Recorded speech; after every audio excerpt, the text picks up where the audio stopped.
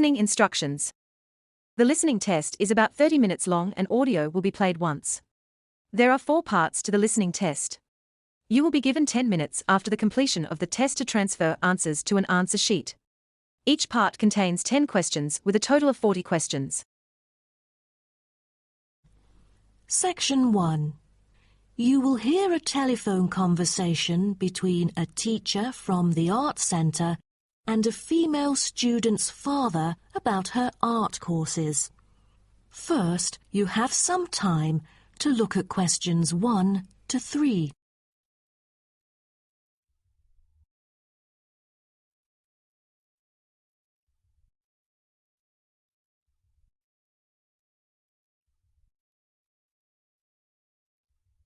You will see that there is an example which has been done for you. On this occasion only, the conversation relating to this will be played first.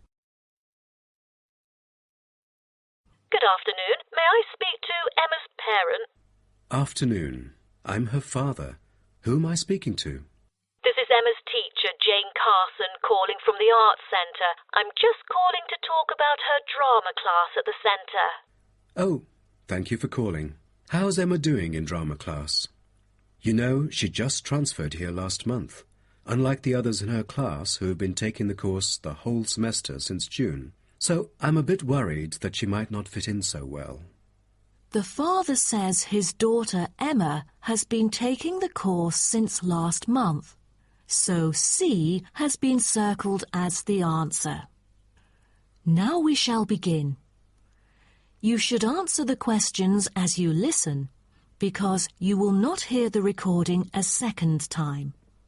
Listen carefully and answer questions 1 to 3. Good afternoon. May I speak to Emma's parent? Afternoon.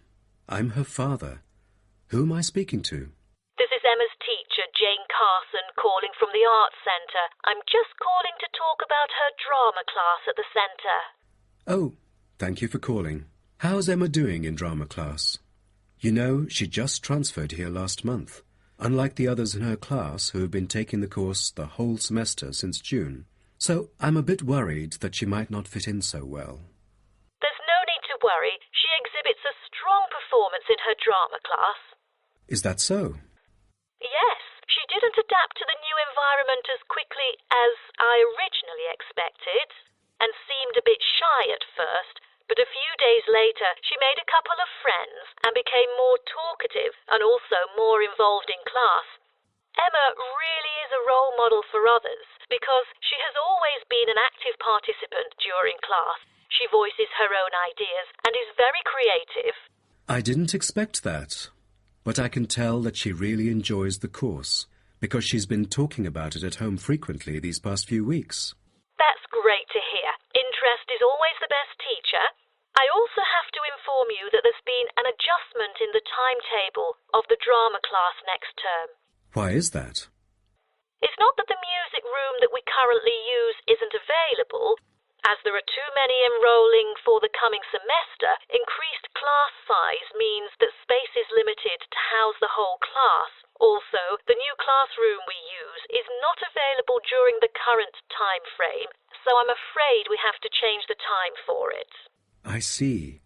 So when would it be? As you know, the current class begins at 3:15, but the new time of the drama class would be 4:45. I'm afraid I have errands to run during that time.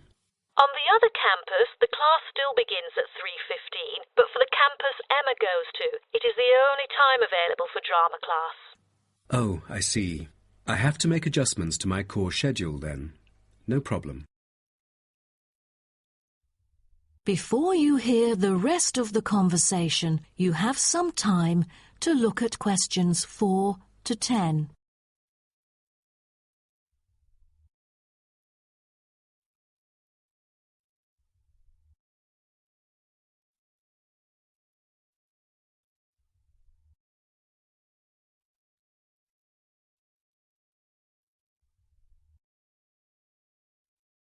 Now listen and answer questions 4 to 10. Miss Carson, I'm thinking about signing Emma up for another art course. I'm thinking about dance class. Dance class is a popular course here, a great choice for a child to shape up and have fun. But unfortunately, it is oversubscribed at the moment. I have to put you on the waiting list. That's too bad. What else can I choose from then? Could you give me some advice? Sure. Emma could take singing class as well. This would improve her musicality. Sounds good. When is that? It is held every Friday evening. That's too bad. Emma already has a swimming class earlier that evening. It will be too late for her to come home if she takes this course. There is also a vocal course available. Emma's got a great voice. I'm sure she'll stand out in the class. Tell me about it. The vocal course starts at 4:30 p.m. every Tuesday. It isn't fully booked yet. Great teacher, experienced and beloved by students. The price is a bit higher though. How much is it? It's $110. Oh, that's too much. Way over our budget. We have to cover the extra cost if we choose it. Or maybe Emma could take music class. What is it about? Learning about songs and musicals. Well, the students have the opportunity to play different instruments like the piano, drum and so on. They can also learn to write music under professional guidance. That's exactly what Emma is eager to learn. How much would it cost? It was $63 last term, but this term it is $85, $22 more than the original price. We can afford that. When does the course begin? The course starts on September the 7th. Can we start 1 week later, on September the 14th? My daughter will be on a trip to France with her mum on the 7th. No problem, and the teacher for the class is Jamal Curtis. Just contact him if you have any further questions regarding the course. Jamal Curtis? How do you spell Curtis? Oh, it's C-U-R-T-I-S. Thank you. That is the end of section 1. You now have half a minute to check your answers.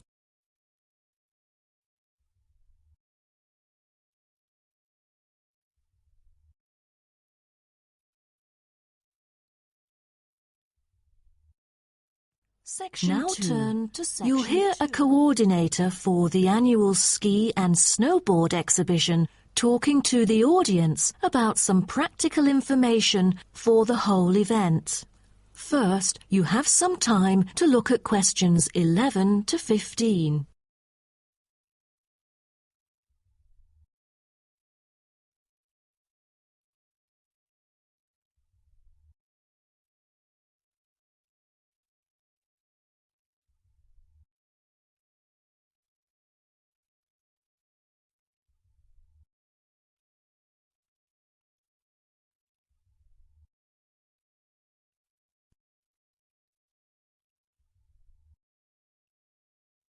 Now, listen carefully and answer questions 11 to 15. Good morning, everyone, and welcome to the annual ski and snowboard exhibition held from April the 8th to 17th. I am Mary Granger, coordinator of the event this year. The 10-day event features many highlights. As a snow sports lover, I know you are looking forward to a great time here. Now, I'd like to offer you some practical information about the whole event and what to expect from it. This might be the first time coming here for some of you, so for those who are still wondering about the right accommodation, I recommend Sky Hotel. It has its own health and sports clubs, just like most of the hotels here, but I love it because of its incredibly cosy beds, which guarantees good rest after an exhausting day of exploration. If you haven't brought your own equipment, like poles, boots and skis, they are available for purchase or rent at Ski Set or Snow Rental. The exhibition this year provides a colourful look into the history of skiing and an inspiring peek into the future prospects of the sport. Apart from the fascinating photo exhibitions and the most up-to-date skiing gear like always, this year we have added 4 computers which can imitate the process of skiing, ensuring the same physical activity and sensations that appear during the skiing process on downhill slopes. But I have to warn you that it might be quite time-consuming to line up for the free trial experience. Many have posed the question as to how to enter the skiing and snowboarding competition. Well, rather than filling out the back of the entrance ticket or bombarding the committee with emails, the most effective method is by checking out the exhibition newsletter delivered every month for availability. At the most beloved local event, the exhibition has also drawn attention from the press. Last year, massive media coverage was on the worrisome amount of snowfalls.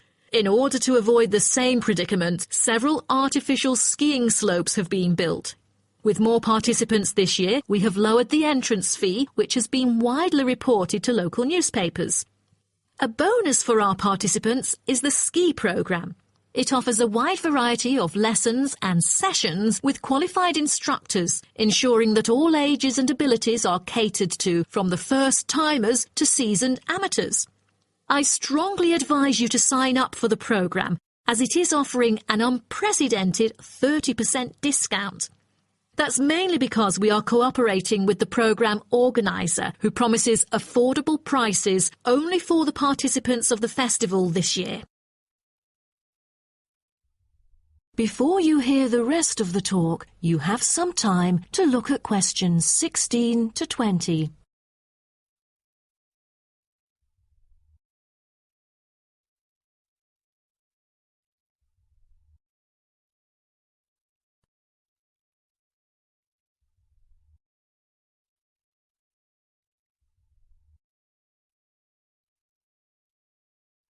Now listen and answer questions 16 to 20.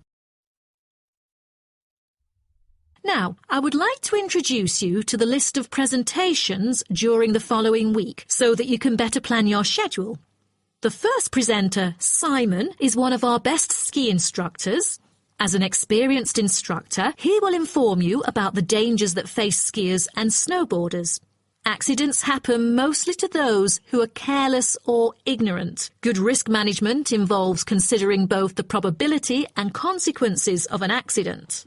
The next speech, titled Solution, is given by Jamie Kurt. A list of problems may occur to novice skiers and snowboarders, so he is going to offer useful information for first-timers on choosing the appropriate gears, the right dress code, and ways of protecting your skin. For instance, some of you may have rented the skiing equipment, but rental footwear is notoriously uncomfortable. Then, Jamie will provide instructions to help make your footwear fit better. The third speech is about a documentary introducing skiing and snowboarding and the difference between the two sports. It also depicts a group of snow lovers exploring new slopes with breathtaking views. The director, Andy Fisher, will be there, addressing the whole shooting experience. The fourth talk is about the tricks of skiing, presented by Harry Tyson. It is most useful for those who have already tried skiing, yet still need more practice to master the sport. Harry will teach you how to turn more skillfully. A lot of people can keep their skis roughly parallel, but there's no point if you make it hard to work with and slide around out of control. Useful exercises will also be suggested to improve your parallel skiing technique so that you can tackle steeper slopes and enjoy yourself more. Jason Smith will be the last presenter, mainly addressing towards advanced skiers. He manages to apply snow climbing into skiing. Climbing in soft snow, you are floundering around. Walking becomes harder. So, a good trick during climbing is to maintain a wider gait, approximately shoulder width, so that you are more stable while walking. This works for skiing as well. That is the end of section 2. You now have half a minute to check your answers.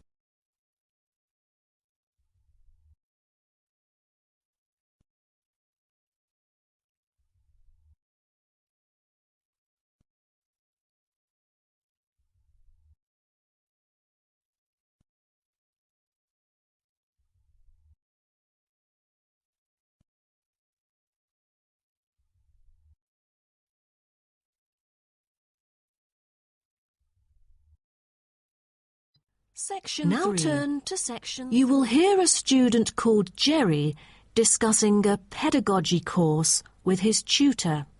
First, You have some time to look at questions 21 to 23.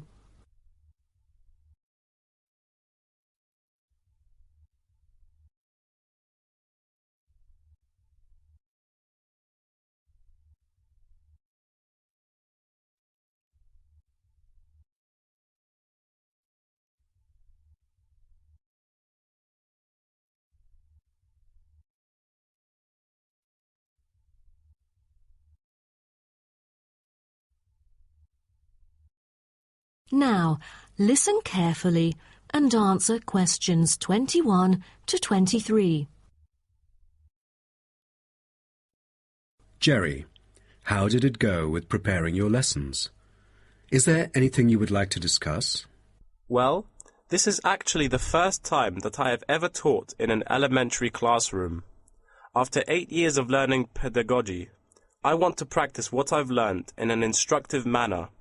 But I'm a bit stuck right now. The topic I want them to research is a bit hard for pupils. I'm afraid that they won't be able to handle it on their own. So I need new ideas on designing more effective teaching methods. Mr. Carter, do you have any suggestions? Well, you should probably read this book called Professional Learning, written by J.K. Symonds. He is a professor who just transferred here last semester, but is already popular amongst the students for his creative teaching methods. There is an extensive range of learning approaches mentioned in the book, including approaches for team research, which might be helpful to you. You mean dividing the students into groups to do research? I've never thought of this before. How does it work? Professor Symonds has already demonstrated how efficient this approach can be. Basically, it aims to increase cooperation between students so they can present the results in a collaborative fashion. It helps them to develop their own voice and perspective. I'll check out the book as soon as possible.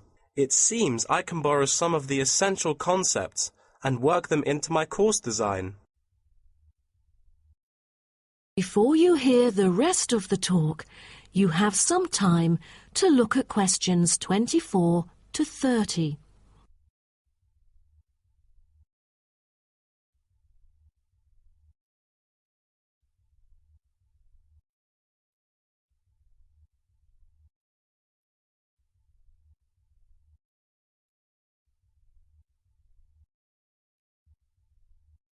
Now listen and answer questions 24 to 30. Well, I was thinking maybe I could use both observation and non-observation as a part of my teaching methodology. Could you take a look at my teaching plan? Sure. What kind of observational methods do you have in mind? For the observational part, I intend to include two approaches. First, the pupils can assess each other's behavior. I feel that reviewing fellow students through criteria-based reference evaluation allows constructive feedback. It can also improve their understanding of the subject material. That's a smart move for a large class that would be hard to observe all by yourself. Also, you might want to get the feedback from several different individuals rather than just one. So how do you plan to carry out the peer assessments? Oh, every pupil will be required to write a diary, which includes group projects, presentations, and in-class discussions. They'll put down their remarks. I'll collect them on a regular basis, which can also help me see whether they can keep up or not. Good. What else do you intend to do? Besides that, I also plan to do video recording. I've already purchased a camera, just in case I miss anything important. I can go back and review their performances anytime I want. Would you record every in-class activity? No, I'll just keep track of an in-class simulation, which would require every pupil to fully participate. Students will act as members of a city council meeting, discussing issues like whether or not prohibition should be instated in the United States. This kind of teaching method is both inspiring and challenging. I can't wait to see how yours works out. Do send me a copy of the assessment afterwards, will you? No problem. So, What do you have in mind for the non-observational approaches? Well, my plan is to quantify the statistics. Numbers do not lie. It is the most direct way to measure their performance. See how well they've learned. Where does the data come from? I'll evaluate the test results, including the midterm, final exam, and pop quizzes, which would only take up about 40% of the overall assessment. Sounds like a lot of tests and assignments. Please remember that you don't want to wear out your students. Keeping them engaged is the key to efficient learning. Once they are exhausted, they just stop trying.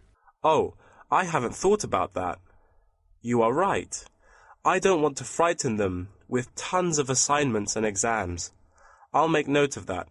Thanks for the advice. I remember last time you mentioned questionnaires, right? That's true, but it is not for my students. In fact, they have to design their own questionnaires and choose the respondents using the internet. As a complement of other teaching activities, it would deepen the creative learning process. Is that all? Oh, the pupils will have to conduct interviews of their own, and for this, they get to choose anyone they like, including relatives, friends, and acquaintances to answer the questions. Seems to me that you have figured out most of your teaching methods, but you still need to polish some of the activities. That is the end of section 3. You now have half a minute to check your answers.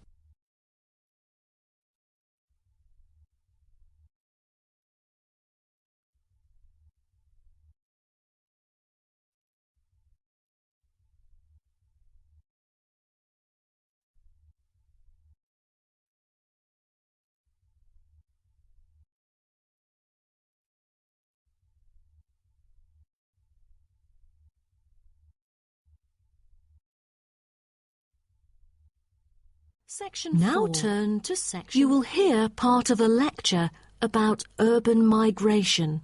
First, you have some time to look at questions 31 to 40.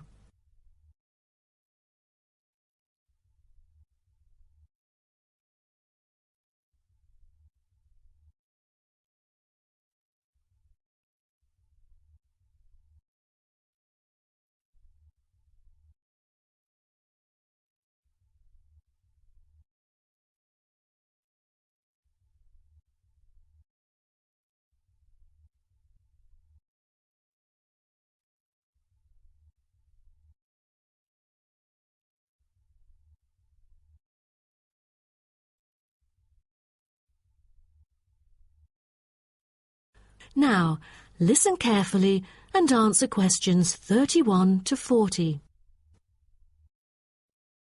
Good afternoon, and welcome to my talk on urban migration today. The world has experienced unprecedented urban growth in the recent decades. As much as 3% of Earth's landmass has been urbanized, an increase of at least 50% over previous estimates. Today, people living in cities already outnumber those in rural areas, and the trend does not appear to be reversing. In addition, cities have larger amounts of carbon consumption than rural areas. This is a result from two major aspects. First, with the increase of urban population around the world, the massive construction of urban infrastructure and residential housing is hard to avoid. Second, urban households have a higher rate of car ownership and use more gasoline products. Even though rural exodus is often negatively judged, there are also benefits of migration shared by the local environment and the society as a whole. Well, firstly, global trends of increasing urban migration and population urbanization can provide opportunities for nature conservations, particularly in regions where deforestation is driven by agriculture. As rural dwellers leave their homes, local forests are left to recover. What's more, it is easier for city dwellers to get around. Living in the country means transport can be very difficult. For instance, after midnight, there are no buses or taxis in the countryside. However, there is still a number of public transport modes to choose from in the city. Finally, with more funds and advanced technology, cities endeavour to produce clean energy. New power plants have been built to take harmful methane gas created by the decomposition of rubbish and convert it into electricity. By doing so, an important greenhouse gas is turned into useful energy rather than being directly emitted into the atmosphere. The hustle and bustle of city life offers women the opportunity to explore different professions and pursue their own careers. Women in cities work as engineers, managers, and even football players. This change of roles has affected their marital status and family life. More women are choosing their careers over marriage, which raises the graph of late marriages. As a result, more are remaining single well into their late 30s.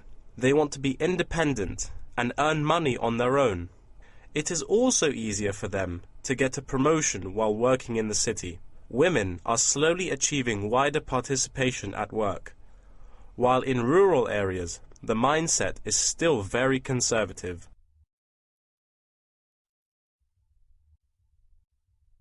However, cities also change the way that humans interact with each other and the environment, often causing multiple problems. In general, urban wages are significantly higher, so moving to the city is an opportunity to earn what was impossible in rural areas. However, the wage difference is often offset by the higher cost of living and absence of self-produced goods, including subsistence farming. A sizable proportion of new corners attach greater importance to money and gradually abandon their former way of life, thus risking losing their culture. These new city residents are also faced with another problem. According to statistics, crime rates are significantly higher in densely populated urban regions than in rural areas. For instance, property crime rates in our metropolitan areas are 3 to 4 times as high in comparison to the rates in rural communities. Immigrants, upon arrival into cities, typically move into the poor, blighted neighborhoods because that is where they can afford to live. Crime in these areas is high and reflects poor living conditions, as these neighborhoods experience great levels of poverty. This pattern also occurs for violent crimes, which is much more common in large urban areas than elsewhere. In addition, traffic congestion and industrial manufacturing are prominent features of the urban landscape, which take their toll on the natural environment and those who depend on it. Air pollution from both cars and factory emissions affect the health of countless urban residents. Rural to urban migration can boost the urban economy.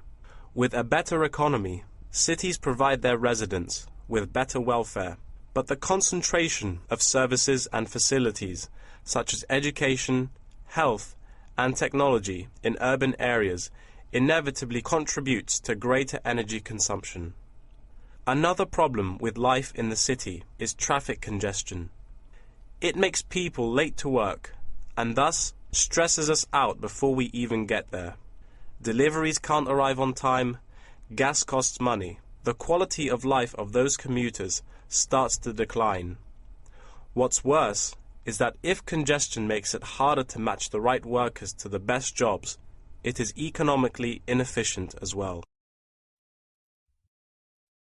That is the end of section 4.